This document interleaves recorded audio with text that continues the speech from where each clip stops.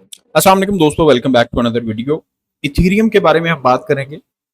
Ethereum और बाकी जितने भी ऑल्ट कॉइन्स हैं, क्या यहाँ पर बाइंग करनी चाहिए, क्या यहाँ पर बाइंग बनती है, इसके मुतालिक हम इन डिटेल देखेंगे।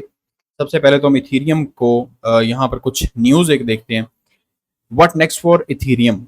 और यहाँ पर न्यूज़ आर्टिकल जो है वो हमें क्या बताता है कि क्या यहाँ पर बाइंग बनती है या नहीं बनती। Smart money with 100% win rate bot 4000 Ethereum again 5 hours ago.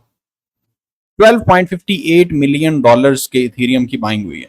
This smart money bot and sold Ethereum 7 times from November 21 2022 and May 23rd 2024, buying at lowest prices and selling at high prices, each time with a 100% win rate and a total profit of more than, यहाँ पर ये आगे, what's next for Ethereum?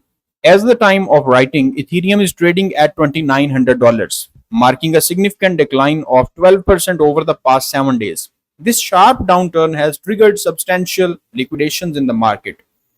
According to data from CoinGlass, 78.72 million worth of Ethereum long positions were liquidated in the past 24 hours alone. सिर्फ पिछले 24 घंटों में 78 million dollars के Ethereum liquidate हुए हैं। इसलिए मैं फ्यूचर्स ट्रेडिंग से आप लोगों को रोकता हूं, लेकिन ये एक क्रिटिकल सपोर्ट लेवल है। Drop below 3000 is worrisome for investors. Bullish hope might not be lost yet.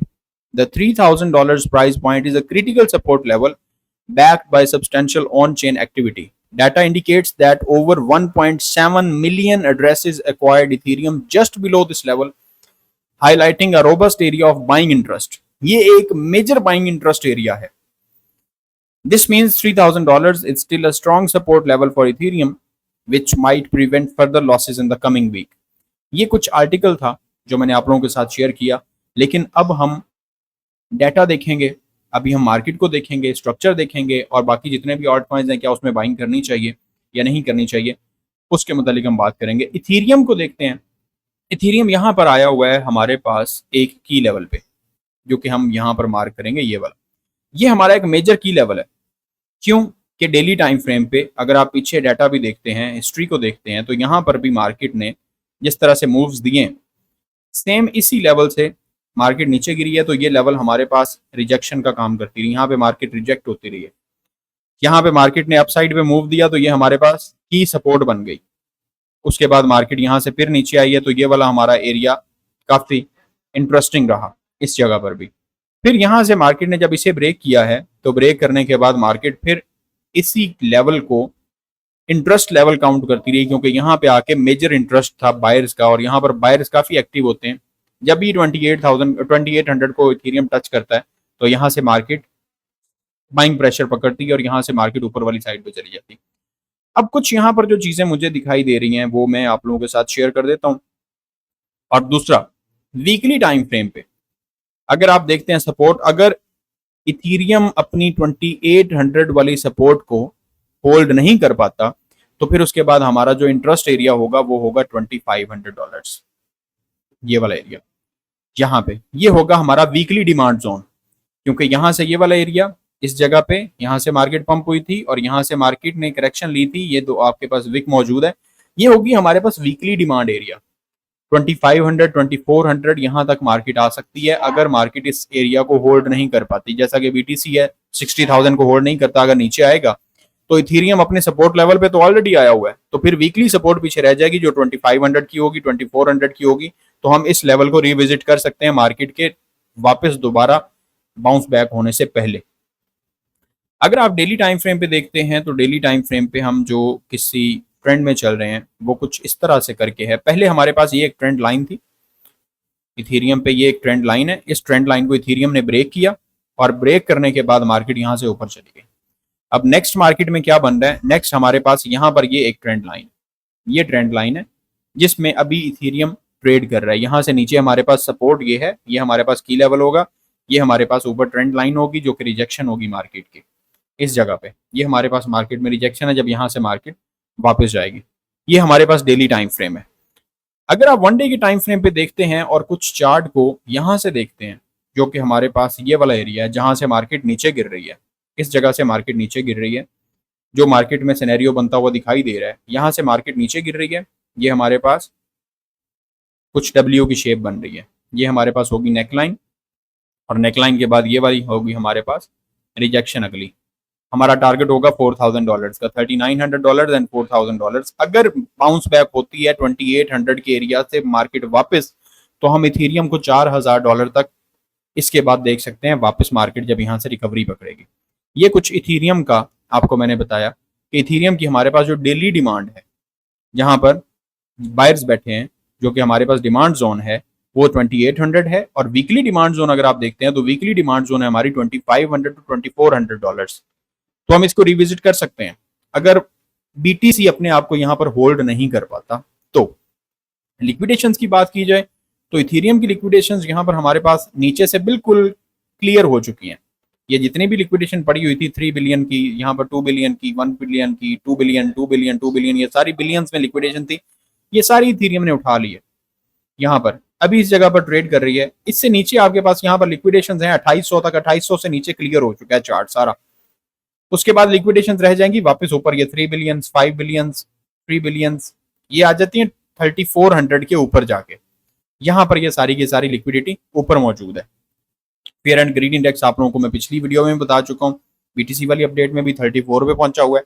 अब हम देख लेते हैं बाकी ऑल्ट कॉइन्स को, बाकी ऑल्ट कॉइन्स किस तरह से बिहेव कर रहे हैं। जैसा कि हमारे पास बीएनबी है, अगर आप इस बीएनबी को ओपन करते हैं और इसका चार्ट ओपन करते हैं तो इसके चार्ट को भी हम देख लेते हैं। यहाँ पर हम इसको ट्रेडिंग व्यू पे ओपन करेंगे। ट्रेडिंग व्यू में ओपन करते हैं डेली टाइम फ्रेम पे। डेली टाइम फ्रेम पे अगर आप देखते हैं तो ये भी अपने की लेवल पे है, ये हमारे पास सपोर्ट है, ये वाला एरिया हमारे पास सपोर्ट का है। यहाँ से मार्केट बार बार इसी एरिया से वापस गई है। यहाँ पे थोड़ी सी मार्केट नीचे आई है, लिक्विडिटी ग्रैब की है, यहाँ पे लिक्विडिटी उठाई, यहाँ पे लिक्विडिटी उठाई अपनी सपोर्ट पे। अगर नीचे वाली भी आप सपोर्ट काउंट करते हैं तो ये हमारे पास सपोर्ट बन जाएगी। पीछे अगर आप बीएनबी को आगे चेक करते हैं तो यहाँ पर हमारे पास ये वाला एरिया बनता है, जिस एरिया पे अभी बीएनबी अपनी सपोर्ट पे आया हुआ है। उसके बाद हम वापस आते हैं, सोलाना को देखते हैं। यहाँ पर ये हमारे पास सोलाना है, सोलाना का चार्ट ओपन करते हैं, सोलाना किस जगह पे ट्रेड कर रहा है और क्या सिनेरियो बन रहा है। ये हमारे पास ये भी डेली टाइम फ्रेम पे है।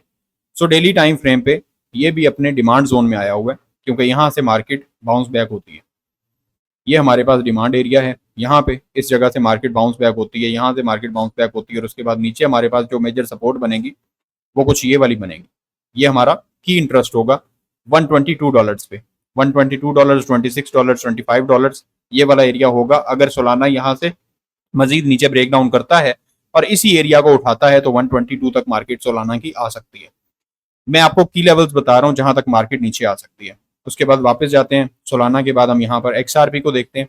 तो XRP का भी चार्ट काफी स्ट्रॉन्ग दिखाई दे रहा है, क्योंकि XRP ने भी अपने आप को होल्ड किया हुआ है काफी कुछ। ये भी हमारे पास की लेवल पे मौजूद है। ये सारी की सारी मार्केट बॉटम पे पड़ी हुई है ना, यहाँ पर ये बायर्स का इंटरेस्ट है। यहाँ पर ये जो आपकी डेली कैंडल है नीचे आई है, यहाँ पे बायर्स ने बाइंग की है। यहाँ पे मार्केट आई है तो इधर से भी बायर्स की बाइंग थी, इसके बाद यहाँ पर नीचे। सो ये हमारे पास की पॉइंट आ गया XRP का। उसके बाद नेक्स्ट हम कुछ और कॉइन्स देख लेते हैं दो चार, ताकि हमें मार्केट में कुछ पता चल सके। टॉन है, कार्डानो है, कार्डानो को देख लेते हैं, एडीए को देख लेते हैं, इसका भी चार्ट ओपन करके चेक कर लेते हैं। ट्रेडिंग व्यू पे इसे भी ओपन करेंगे तो 1 डे के टाइम फ्रेम पे ये भी बिल्कुल बॉटम पे पड़ा हुआ है, और ये मेजर आपका डिमांड जोन है। ये वाला एरिया जो है ये आपका डिमांड जोन है, क्योंकि यहाँ पर मार्केट रुकी रही है इस जगह से, और यहाँ से ही आपको हमेशा मार्केट में डिमांड मिली है। यहाँ पे मार्केट आई है तो यहाँ से मार्केट वापस ऊपर वाली साइड पे अप हुई है। ये आपको एडीए का कुछ चार्ट दिखाया। उसके बाद नेक्स्ट हमारे पास ट्रॉन है, एविलांचे है। ट्रॉन को ओपन करते हैं और ट्रॉन का भी चार्ट देख लेते हैं, जिसने भी ट्रॉन में इन्वेस्टमेंट की हुई है, अगर आप लोगों ने इसमें कुछ पैसा डाला हुआ है तो डेली टाइम फ्रेम पे। और ये वैसे ही पंप कर रहा है, क्योंकि ये आपके पास ट्रॉन का डिमांड जोन है इस जगह पे। ये इस जगह से यहाँ पर जब मार्केट आती है, यहाँ पर भी आपको ये 2-3 विक्स दिखा रही है, इधर से मार्केट पंप हुई है, सेम इसी जगह से मार्केट दोबारा से पंप हो रही है। ये कुछ आप लोगों के साथ मैंने शेयर किए हैं कि हम जो कॉइन्स देख रहे हैं। अच्छा जी, इसके बाद इथेरियम के बाद हम यहाँ पर कुछ देख लेते हैं बीटीसी की डोमिनेंस, ताकि हमें इस चीज़ का भी अंदाजा हो जाए बीटीसी की डोमिनेंस क्या कर रही है। बीटीसी की डोमिनेंस हम ओपन करते हैं। सो ये हमारे पास बीटीसी की कुछ डोमिनेंस है जो कि हमें दिखाई दे रही है। इधर वीकली टाइम फ्रेम पे हम ओपन कर लेते हैं, ताकि थोड़ा सा चार्ट जो है वो मजीद क्लियर हो जाए। यहाँ पर ये हमारे पास वीकली टाइम फ्रेम है। वीकली टाइम फ्रेम पे हम देख रहे हैं, वीकली टाइम फ्रेम पे बीटीसी की डोमिनेंस इस राइजिंग वेज के अंदर थी मौजूद, ब्रेक डाउन करके रीटेस्ट कर रही है, रीटेस्ट करने के बाद उसके बाद हमारे पास जो रिजेक्शन का एरिया बन रहा है, ये हमारे पास डोमिनेंस का रिजेक्शन का एरिया है, यहां से रिजेक्ट हो रही है। रिजेक्ट होने के बाद मोस्ट प्रोबेबली हम इसको यहां तक देख सकते हैं और उसके बाद यहां पर देख सकते हैं 48 पे, ये हमारे पास एरिया होगा जहां पर बीटीसी की डोमिनेंस राइजिंग वेज से गिरने के बाद हमारे पास जो की लेवल्स होंगे यहाँ तक 46 47 तक, और यहाँ तक अगर बीटीसी की डोमिनेंस आती है तो मोस्ट प्रोबेबली हम ऑल्ट सेशन देख सकते हैं, ऑल्ट कॉइन्स में अच्छा खासा पंप देख सकते हैं, क्योंकि सारे के सारे ऑल्ट कॉइन्स जो हैं वो अपने की लेवल्स पे आए हुए हैं, अपने मेजर इंटरेस्ट एरियाज पे आए हुए हैं, जहां पर बाइंग प्रेशर होता है, यहाँ पर बायर्स बैठे होते हैं, डिमांड जोन है और बिल्कुल बॉटम पे पड़े हुए हैं, आरएसआई सब पे ओवरसोल्ड हुआ हुआ है। तो ये कुछ मेरे एनालिसिस हैं जो मैंने आप लोगों के साथ शेयर किए। लेट्स सी मार्केट का क्या बिहेवियर होता है, मार्केट क्या करती है, कल की ओपनिंग क्या दिखाती है, आज की वीकली क्लोजिंग कहाँ पे होती है, उसके बाद इंशाल्लाह ताला आगे देखेंगे कि मार्केट का अगला स्ट्रक्चर क्या बनता है। तमाम तर लोग हमारे चैनल को सब्सक्राइब लाजमी कर लीजिएगा, वीडियो को लाइक कर दीजिएगा। करंट अपडेट्स के लिए हमारे व्हाट्सएप ग्रुप को ज्वाइन कर सकते हैं, जो नंबर आपको टॉप पे दिखाया जा रहा है, इस पे आप व्हाट्सएप पे कांटेक्ट कर सकते हैं। दुआओं में याद रखिएगा। खुदा हाफिज।